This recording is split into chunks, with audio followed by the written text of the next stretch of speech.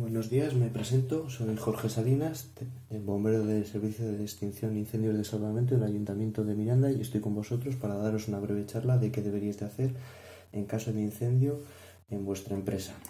Por tanto, los objetivos de esta charla serán conocer los elementos que componen el triángulo de fuego, los medios de extinción del fuego, las diferentes clases de fuego y a partir de todo esto ser capaces de distinguir los diferentes agentes extintores y seleccionar el más adecuado en cada caso de incendio. En primer lugar tendremos que hablar del triángulo del traído del fuego, que es una representación simplificada de los 4 elementos básicos necesarios para que tenga lugar un fuego, como son el combustible, que es cualquier sustancia capaz de arder en determinadas condiciones, el comburente, que es el elemento en cuya presencia el combustible puede arder, normalmente el oxígeno, que no lo encontramos en el aire, la energía de activación, que generalmente es el calor, y es una energía necesaria para el inicio de la reacción, y la reacción en cadena, que es el proceso mediante el cual progresa la reacción en el seno de una mezcla combustible y comburente. Es necesario conocer estos 4 elementos, ya que si eliminamos uno de ellos, seremos capaces de sofocar el fuego.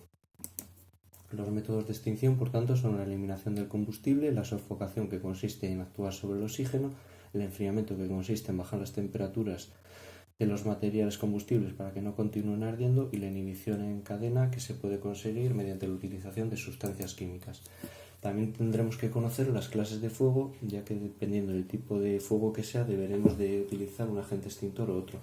Las podemos dividir en clase A, que son los fuegos que implican sólidos inflamables, como la madera o los tejidos; clase B, que son los fuegos que implican líquidos inflamables o sólidos licuables, como petróleo o gasolinas; la clase C, que son los fuegos que implican gases inflamables, como propano o butano; o la clase D, que son los fuegos de metales, como pueden ser sodio o magnesio, o cualquiera de ellos dividido en finas virutas. En cuanto a los agentes extintores, comenzaremos por el agua. Es el más abundante de todos, tiene un bajo coste y alta disponibilidad, una gran capacidad de enfriamiento y sofocación. En contra tiene que es un conductor de electricidad y que no se puede emplear en los fuegos de metales. Después tenemos el anhídrido carbónico, que es un gas inerte que no produce una reacción en cadena, no es corrosivo, no deja residuos y es limpio y no conduce electricidad. Por lo tanto, lo encontraremos siempre cerca de los cuadros eléctricos. En contra tiene que altas concentraciones no es respirable y que puede producir temperaturas por congelación en contacto con la piel. Después estarían los polvos químicos, que es un excelente inhibidor de las reacciones en cadena y que no conduce electricidad. En contra tiene que es muy sucio y que puede producir la obturación de las boquillas en caso. Después, por último, tendríamos las espumas físicas, que son muy buenas por enfriamiento y sofocación y no son tóxicas y tienen las mismas desventajas que el agua.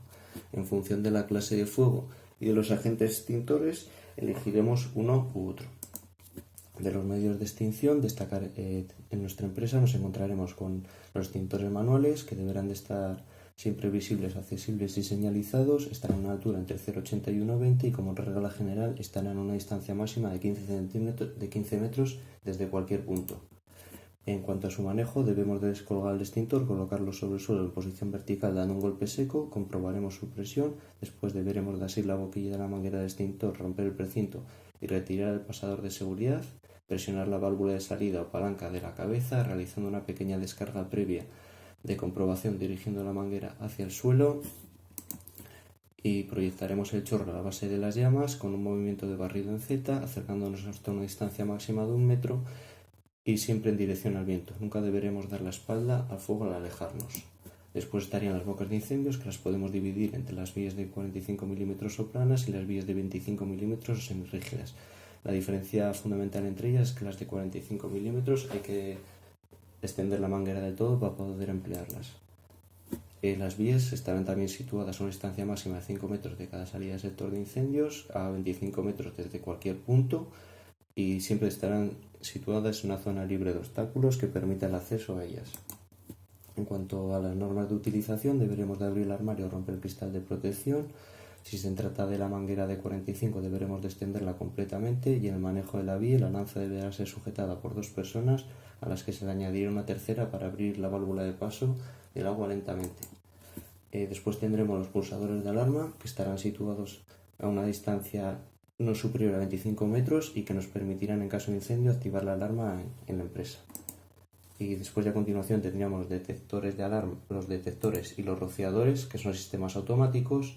Y por último tendríamos los hidrantes y las columnas secas, que son sistemas concebidos para ser usados por medios de exteriores de ayuda, como por ejemplo los bomberos.